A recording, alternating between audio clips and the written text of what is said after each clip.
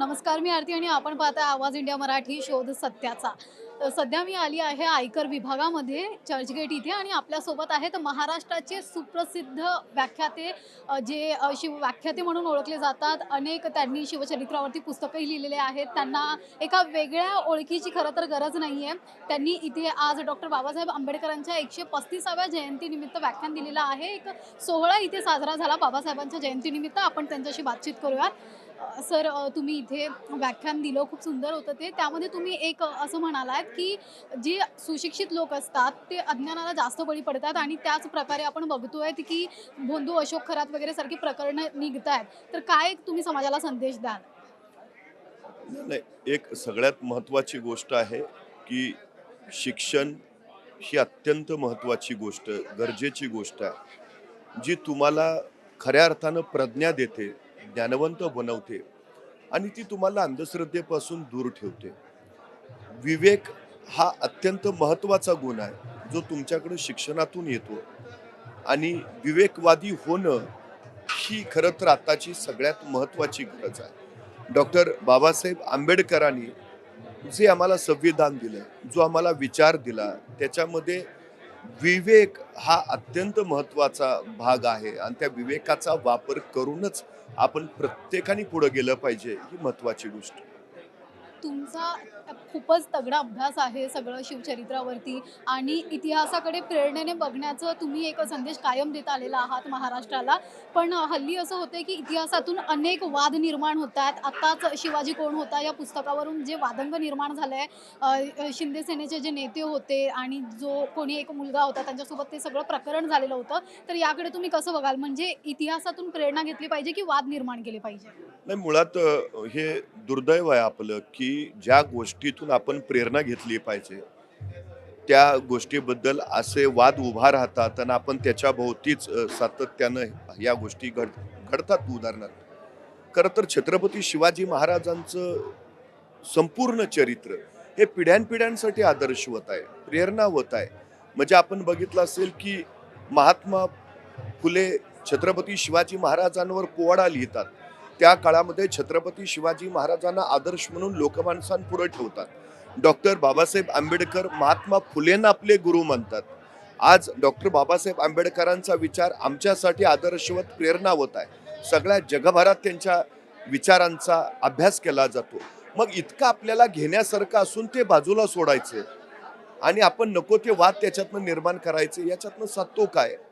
त्यामुळं माझं वैयक्तिक मत असं आहे, की इतिहास, पुरुषांची चरित्र किंबहुना हा इतिहास हे वादाचा नव्हे, तो संवादाचा विषय आहे, तो प्रेरणेचा विषय आहे, तो चेतनेचा, चैतन्याचा विषय आहे. आपल्याला अधिक गतीनं प्रगतीपथावर कसं जाता येईल त्यासाठी मार्गदर्शन करणारा हा विषय आहे. आपण त्यातला तो आशय घेऊन पुढे गेलं पाहिजे. सर, आज इनकम टैक्स डिपार्टमेंट में बाबा साहेब अम्बेडकर जी की जो जयंती है सेलिब्रेट की गई है, तो क्या आपकी एक भावनाएं हैं इस माहौल में? आईटी सेवा मुंबई द्वारा बाबा साहब की 135वीं जन्म जयंती मनाई गई और ये जन्म जयंती न होके ये विचार जयंती हो गई कि विचारों पर बहुत सम्यक विचार दिया गया और बहुत नई नई बातें बताई गई। एक मैंने बात कही कि डेवलपमेंट विद जस्टिस की जगह डेवलपमेंट फॉर जस्टिस होना चाहिए। न्याय के साथ विकास के बजाय जो है न्याय के लिए विकास होना चाहिए। और दूसरी बात कि भारत में रूल ऑफ कहते हैं कि लॉ है, कानून का राज्य है कि रूल ऑफ लॉ होना चाहिए।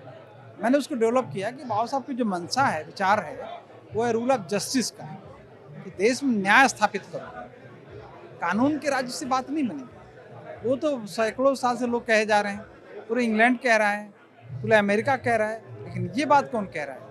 इसलिए डेवलपमेंट विद जस्टिस की जगह डेवलपमेंट फॉर जस्टिस होना चाहिए और दूसरी बात रूल ऑफ लॉ की जगह जो है रूल ऑफ जस्टिस होना चाहिए। तो भारत का भला होगा जिसमें सभी नागरिक, भारत के सभी निवासी, भारत के सभी वर्ग के लोग, सभी समुदाय के लोग, सभी समूह के लोग खुशहाल होंगे, संपन्न होंगे, समृद्ध होंगे, ताकतवर होंगे।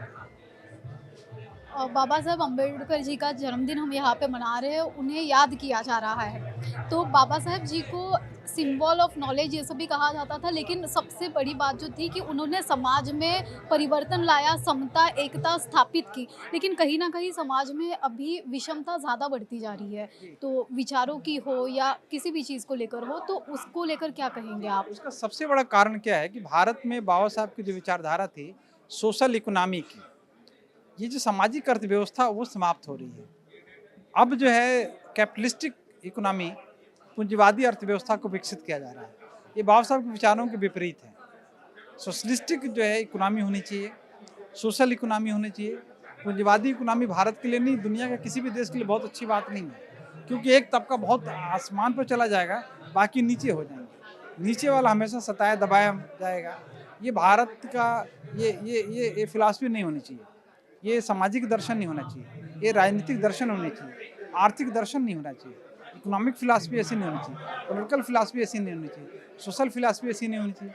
तो बाबा साहब यदि उनको सम्मान देना चाहता भारत, पूरे देश लोग, तो बाबा साहब के पद चिन्हों पर चलना पड़ेगा, और वो है सोशल इकोनॉमी का, कि भारत में पूंजीवादी अर्थव्यवस्था को सम्मान के साथ कम और आर्थिक अर्थव्यवस्था को, सामाजिक अर्थव्यवस्था को ज़्यादा महत्व दिया जाए।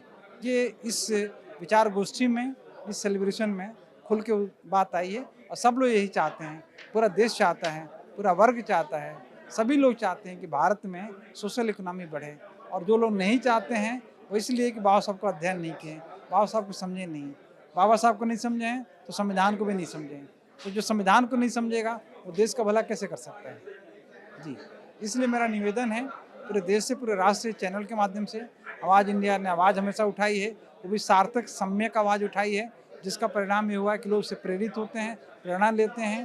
ये सिर्फ न्यूज़ चैनल नहीं है, बल्कि ये समाज को मैसेज देने वाला, सद्भावना पैदा करने वाला चैनल है। तो मैं तो आवाज़ इंडिया का बहुत फ़ैन हूँ। इसके विकास के लिए, इसकी प्रगति की शुभकामनाएं हमेशा करता रहता हूँ। और आप सभी लोग जो इस टीम में लगे हुए हैं, वो भी जो साधुवाद के पात्र हैं, धन्यवाद के पात्र हैं। मैं आपके प्रति आभारी हूँ, आप हमारा इंटरव्यू ले रही हैं। बहुत बहुत धन्यवाद सर.